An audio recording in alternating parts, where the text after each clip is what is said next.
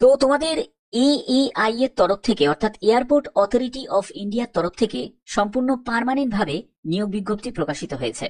তো দেখো, এখানে পার্মানেন্ট পোস্টে তোমাদের নিয়োগ করা হচ্ছে এবং আগে তোমাদের ক্লিয়ার করে দিই যে ভেনু সেন্টার দেখো, অনলাইন এক্সাম হবে কম্পিউটার বেসে। তো সেখানে কিন্তু তোমাদের যে সেন্টার যেগুলো যেগুলো যেসব স্টেট ওয়াইজ যেগুলো পড়বে সেগুলো কিন্তু এখানে বলা আছে, এবং তোমাদের এই সব স্টেটেই কিন্তু তোমাদের পোস্টিং হবে। এইসব স্টেটেই কিন্তু তোমাদের পোস্টিং হবে, কিন্তু পোস্টিং কিন্তু তোমরা চাইলে ওয়েস্ট বেঙ্গল চুজ করতে পারো, বিহার চুজ করতে পারো, ওড়িশা চুজ করতে পারো, ছত্তিশগড়, ঝাড়খণ্ড, সিকিম, আন্দামান নিকোবর, এটা তোমরা চুজ করতে পারো। বাদ বাকি প্রত্যেকে কিন্তু আবেদন করতে পারবে। আর সব থেকে যারা পশ্চিমবঙ্গের যারা ক্যান্ডিডেট তাদের জন্য সব থেকে বেশি বড় অপরচুনিটি, কেন? কারণ তোমাদের পশ্চিমবঙ্গের মধ্যেই কিন্তু তোমাদের পোস্টিংটা হয়ে যাচ্ছে এবং এক্সাম সেন্টারটাও তোমরা এখানেই পেয়ে যাচ্ছ। আরো বিস্তারিত তথ্য থাকবে এই ভিডিওতে, তোমরা জানো। দেখো যে তোমাদের ইম্পর্টেন্ট ডেটস অর্থাৎ কবে থেকে তোমাদের আবেদন শুরু হচ্ছে। আবেদন শুরু হচ্ছে 30শে ডিসেম্বর 2024, মানে এখনো আবেদন শুরু হয়নি, 30 তারিখ থেকে তোমাদের আবেদন কিন্তু শুরু হয়ে যাবে। একদম লেটেস্ট আপডেট তোমাদের কাছে দেওয়া হচ্ছে এবং আবেদনের শেষ তারিখ হচ্ছে 28শে জানুয়ারি 2025। ক্লিয়ার? এখানে তোমাদের আবেদন মূল্য জমা দেওয়া বা আবেদন করার শেষ তারিখ হচ্ছে 28শে জানুয়ারি 2025, যেটা তুমি debit card, credit card, UPI বা নেট ব্যাংকিং যে কোনো অনলাইন মোডে কিন্তু তোমাদের আবেদনকেও করতে হবে, আবেদনও অনলাইনে করতে হবে এবং আবেদন মূল্যও কিন্তু তোমাদের অনলাইনেই কিন্তু জমা দিতে হবে। ঠিক আছে? এখানে কিছু জেনারেল টার্ম এন্ড কন্ডিশন তোমাকে ফলো করতে হবে। যেহেতু তোমাদের এই নিয়োগটি করা হচ্ছে জুনিয়র অ্যাসিস্ট্যান্ট পোস্টে নিয়োগ করা হচ্ছে, জুনিয়র অ্যাসিস্ট্যান্ট পোস্টে কিন্তু এই নিয়োগটি করা হচ্ছে, যেখানে কিছু জেনারেল ইনস্ট্রাকশন তোমাদের ফলো করতে হবে। দেখো, আবেদন করার আগে যেহেতু তোমাদের অনলাইনে আবেদন হচ্ছে, তো সেক্ষেত্রে তোমাদের কিন্তু ভ্যালিড মেল আইডি এবং মোবাইল নাম্বার প্রপার কমিউনিকেশনের জন্য কিন্তু ইনপুট করতে হবে এবং সঠিক ইনপুট করতে হবে। Scan copy of recent passport সাইজের কালার ফটোগ্রাফ, এটাও কিন্তু প্রয়োজন, কিন্তু এটা কিন্তু মাথায় রাখবে 3 মাসের বেশি পুরনো কিন্তু হলে কিন্তু হবে না। Clear? Candidates should ensure that the same photograph used throughout this recruitment process, অর্থাৎ তুমি যখন ফাইনালি যখন ডকুমেন্ট ভেরিফিকেশনে যাবে তখন কিন্তু তোমার যে যে ফটোগ্রাফটা দিয়ে তুমি আবেদন করেছিলে সেই ফটোগ্রাফটাই কিন্তু তখন কিন্তু চাই, তখন হয়তো 3-4 কপি তোমাদের লাগবে এক্সট্রা। এবার স্ক্যান সিগনেচার, সেটাও তোমাদের সিগনেচার স্ক্যান করতে হবে। তো আপাতত এই ডকুমেন্টস গুলো তোমাদের অবশ্যই কিন্তু রেডি রাখতে হবে। ঠিক আছে?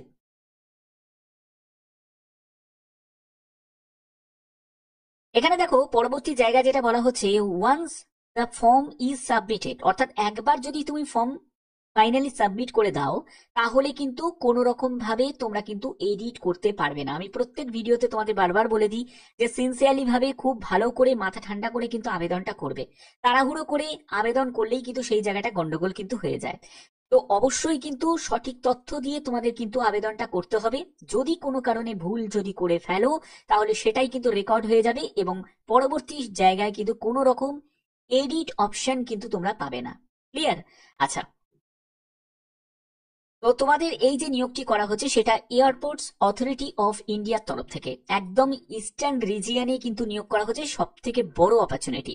কোন পোস্টে নিয়োগ করা হচ্ছে? জুনিয়র অ্যাসিস্ট্যান্ট ফায়ার সার্ভিসে কিন্তু নিয়োগ করা হচ্ছে। এখানে টোটাল ভ্যাকেন্সি 89 টোটাল ভ্যাকেন্সি আছে এবং এখানে ইউআর এর জন্য এসসি এসটি প্রত্যেকের জন্য কিন্তু শূন্যপদ ভাগ করা আছে। তোমরা দেখতে পাচ্ছ তোমরা শুরুতে যে বেতনটা পাবে 31,000 টাকা, এটা কিন্তু ইনক্রিজ হয়ে 3% ইনক্রিজ হয়ে কিন্তু 92,000 কিন্তু তোমাদের কিন্তু বেতন হয়ে যাবে।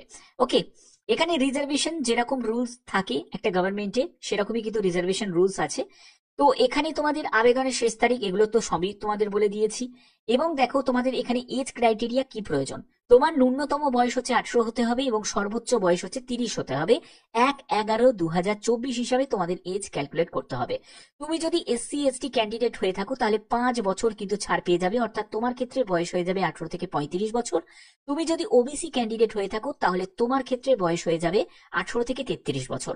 এছাড়া যারা ফিজিক্যাল হ্যান্ডিক্যাপ্ট আছো তাদের কিন্তু এখানে শূন্যপদ কিন্তু এখানে নেই, অর্থাৎ ফিজিক্যাল হ্যান্ডিক্যাপ্ট যারা আছো তারা কিন্তু এখানে আবেদন করতে পারবে না। যেহেতু তোমাদের ফায়ার সার্ভিসে তোমাদের এই নিয়োগটি করা হচ্ছে জুনিয়র অ্যাসিস্ট্যান্ট ফায়ার সার্ভিসে, তো সেক্ষেত্রে তোমার কিন্তু ফিজিক্যালি ভাবে ফিট হওয়াটা কিন্তু খুবই দরকার।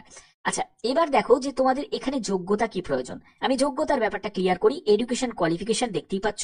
তুমি যদি মাধ্যমিক পাশ করে থাকো, 3 বছরের যদি তোমার ডিপ্লোমা করা থাকে মেকানিক্যাল, অটোমোবাইল বা ফায়ার নিয়ে, তাহলে কিন্তু তুমি আবেদন করতে পারো। মানে হচ্ছে মাধ্যমিক সঙ্গে পলিটেকনিক যদি তোমার করা থাকে, তাহলে তুমি আবেদন করতে পারবে। অথবা দেখতেই পাচ্ছ, অথবা অথবা তুমি যদি যে কোনো শাখায় উচ্চ মাধ্যমিক পাশ করে থাকো, তাহলেও কিন্তু আবেদন করতে পারবে। অর্থাৎ প্রত্যেকের জন্যই কিন্তু, মানে টেকনিক্যাল নন টেকনিক্যাল প্রত্যেকের জন্যই কিন্তু ব্যাপারটা সেট করা আছে। ক্লিয়ার? আচ্ছা, এছাড়া তোমাদের কি প্রয়োজন? এছাড়া হচ্ছে ড্রাইভিং লাইসেন্স অবশ্যই কিন্তু তোমাদের থাকতে হবে, সেটা এলএমবি এইচএমবি। দেখো এখানে কিন্তু সম্পূর্ণ পরিষ্কার করা আছে যে নয় তোমাদের হেভি মোটর ভেহিকেলস এর থাকতে হবে, না হলে লাইট মোটর ভেহিকেলস এর 2 বছরের থাকতে হবে। যে কোনো ড্রাইভিং লাইসেন্স কিন্তু প্রয়োজন আছে। এখানে তোমাদের ফিজিক্যালি ভাবে ফিট হওয়াটা খুব দরকার। মেল ফিমেল বোথ ক্যান্ডিডেটই কিন্তু আবেদন করতে পারবে। ঠিক আছে? 6 হচ্ছে দৃষ্টিশক্তি থাকতে হবে বোথ আইতে উইদাউট গ্লাসেস। এবার নিয়ার ভিশনের ক্ষেত্রে N5 কিন্তু নিয়ার ভিশন, অর্থাৎ চোখের কন্ডিশন ভালো থাকতে হবে। কালার ভিশন টেস্ট কিন্তু সেটাও কিন্তু নর্মালি হবে। তারপরে নাইট ব্লাইন্ডনেস টেস্ট, তারপরে ফিল্ড ভিশন টেস্ট, তারপরে হচ্ছে রিফ্লেক্টরি যদি কোনো রকম এরর থাকে সেটা কিন্তু কোনো রকম ভাবে অ্যাকসেপ্ট কিন্তু এখানে করা হবে না। এবং বাদ বাকি যা তোমাদের হিয়ারিং, স্পিচ, এগুলো কিন্তু সবই নর্মাল থাকতে হবে। হাইটের ব্যাপারটা দেখো এখানে উল্লেখ করা আছে যে মেল ক্যান্ডিডেটদের ক্ষেত্রে 167 সেন্টিমিটার কিন্তু কমপক্ষে হতে হবে, ফিমেল ক্যান্ডিডেটদের 157 সেন্টিমিটার কমপক্ষে হতে হবে। বুকের ছাতি হচ্ছে 81 সেন্টিমিটার, নর্মাল অবস্থায় 5 সেন্টিমিটার ফোলাতে হবে, 86 সেন্টিমিটার কিন্তু বুকের ছাতি ফুলিয়ে হতে হবে। মেয়েদের ক্ষেত্রে এইসব কোনো চেক কিন্তু হবে না। ওয়েট হবে সেটা কিন্তু 55 কেজি কিন্তু কমপক্ষে হতেই হবে ওয়েট মেল ক্যান্ডিডেটদের, আর ফিমেল ক্যান্ডিডেটদের হচ্ছে 45 কেজি ওয়েট কিন্তু হতেই হবে। ঠিক আছে? এখানে আর একটা ব্যাপার কিন্তু তোমাদের ক্লিয়ার করে দিই। দেখো এখানে 3 সেন্টিমিটার কিন্তু রিল্যাক্সেশন পাবে হাইটের ক্ষেত্রে মেল ফিমেল বোথ ক্যান্ডিডেট। কারা পাবে?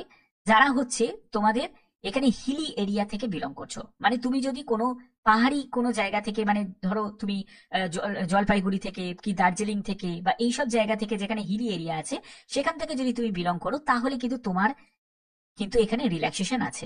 ক্লিয়ার?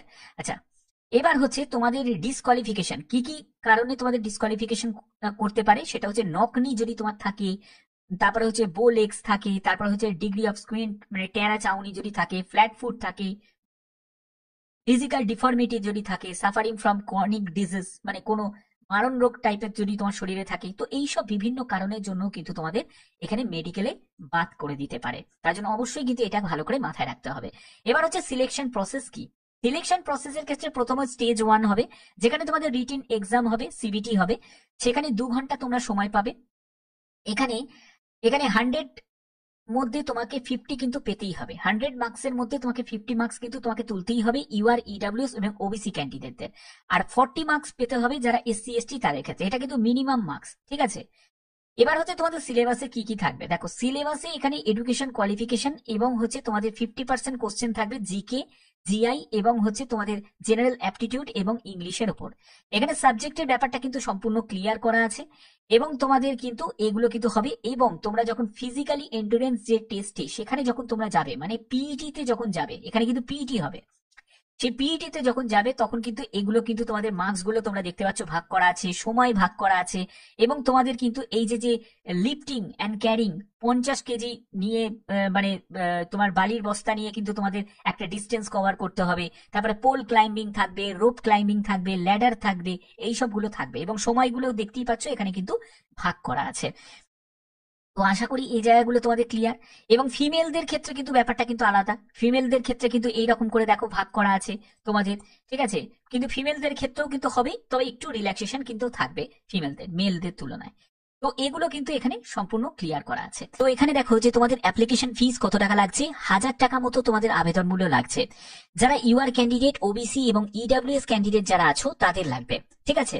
তুমি যদি একজন ওম্যান ক্যান্ডিডেট হয়ে থাকো, এসসি এসটি হয়ে থাকো, এক্স সার্ভিসম্যান হয়ে থাকো, তোমাদের কিন্তু কোনো রকম আবেদন মূল্য কিন্তু লাগবে না। ঠিক আছে? তো এখানে তোমাদের এটা তো ব্যাপার মিটে গেল, এগুলো তোমাদের সম্পূর্ণ ক্লিয়ার করে দিয়েছি। এবং দেখো তোমাদের আবেদন মূল্য যদি তুমি একবার যদি পে করো, পরবর্তী সময় কিন্তু আর কিন্তু সেটা রিফান্ড পাবে না। তার জন্য খুব বুঝে ভালো করে দেখে তারপরে কিন্তু আবেদন করবে। আবেদন করা কিভাবে করতে হবে স্টেপ বাই স্টেপ সেটা রিলেটেড যদি তোমরা ভিডিও চাও, তাহলে অবশ্যই কমেন্টে জানাতে পারো, তাহলে আমি সেই রিলেটেড ভিডিও তোমাদের দিয়ে দেবো। এখানে দেখো তোমাদের স্টেপ 1-এ তোমাকে ফলো করতে হবে, একটা সাইন আপ করতে হবে, যেখানে তোমাদের পোস্ট অ্যাপ্লাইড, অর্থাৎ তুমি যে পোস্টে আবেদন করছো জুনিয়র অ্যাসিস্ট্যান্ট পোস্টে, তো এই পোস্টটায় চুজ করতে হবে। তারপরে হচ্ছে candidate name, mail ID, mobile number বসাতে হবে। তারপরে তোমাদের এখানে একটা ক্রিয়েট তোমার ইউজার আইডি এবং পাসওয়ার্ড তোমাদের হয়ে যাবে, এবং সেটা দিয়েই তোমরা কিন্তু পরবর্তী সময় তোমরা লগ ইন করবে। লগ ইন করে তোমাদের ফিল আপ অফ অ্যাপ্লিকেশন করতে হবে, যেখানে গো টু অ্যাপ্লিকেশন ফর্মের বলে একটা তোমরা একটা যেখানে তোমরা গো টু অ্যাপ্লিকেশন ফর্মের একটা ইন্টারফেস দেখতে পেয়ে যাবে, যেখানে তোমার personal details, qualification details, upload photo and signature এবং সাবমিশন অফ ফিস। তাহলে আপাতত আমরা এটাই বুঝতে পারছি যে এখানে কোনো রকম কিন্তু আদার্স কিন্তু কোনো ডকুমেন্টস কিন্তু লাগছে না, প্রথমেই লাগছে না, যখন তোমার ডিবি হবে তখন কিন্তু তোমাদের লাগবে। যেখানে দেখো তোমাদের ফটো সাইজও এখানে কিন্তু উল্লেখ করা আছে, সিগনেচার বলা আছে 50 কেবির মধ্যে, কিন্তু মিনিমাম ম্যাক্সিমাম হচ্ছে 100 কেবির মধ্যে, ঠিক আছে। তো এখানে যে সাপোর্টিভ যেসব ডকুমেন্টস গুলো, যেগুলো বলছে যে আচ্ছা, এখানে দেখো পরবর্তী যেটি বলা হচ্ছে please scan and upload relevant certificate, অর্থাৎ এই যে যেগুলো লাগবে সেগুলো হচ্ছে আবেদন করার সময়, যেমন হচ্ছে মাধ্যমিকের সার্টিফিকেট, যেটা ডেট অফ বার্থের প্রুফ হিসাবে লাগছে, এডুকেশন কোয়ালিফিকেশন তোমার যা সার্টিফিকেট সেটা কিন্তু তোমাদের লাগবে। তারপরে হচ্ছে তোমাদের কমিউনিটি সার্টিফিকেট মানে কাস্ট সার্টিফিকেট সেটা লাগবে।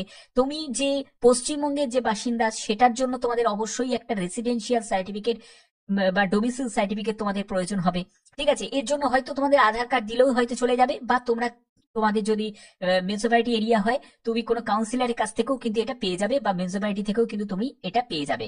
আর যারা যারা গ্রাম থেকে বিলং করছো তারা গ্রাম পঞ্চায়েতের কাছ থেকে কিন্তু এই রেসিডেন্সিয়াল সার্টিফিকেটটা তোমরা পেয়ে যাবে, ঠিক আছে। এখানে তোমাদের সম্পূর্ণ ব্যাপারটা তোমাদের এখানে ক্লিয়ার করা আছে। তো এবার এখানে যারা যারা আবেদন করতে ইচ্ছুক তারা অবশ্যই আবেদন করে দিও, কারণ এটা কিন্তু একটা বড় অপরচুনিটি, কারণ এখানে কিন্তু কোনো ট্রেনিং নয়, এটা একদম সরাসরি তোমাদের নিয়োগ করা হচ্ছে। এখানে দেখো যদি তোমাদের টেকনিক্যাল কোনো কোয়ারিজ থাকে, যদি কিছু ভুল ভ্রান্তি হওয়ার আগে অবশ্যই তোমরা কিন্তু এখানে তোমাদের যদি কোনো সন্দেহ থাকে, কোনো জায়গায় যদি তোমাদের কোনো প্রবলেম হয়ে থাকে, তাহলে অবশ্যই কিন্তু এই হেল্পলাইন নাম্বারে কিন্তু কল করে নিতে পারো।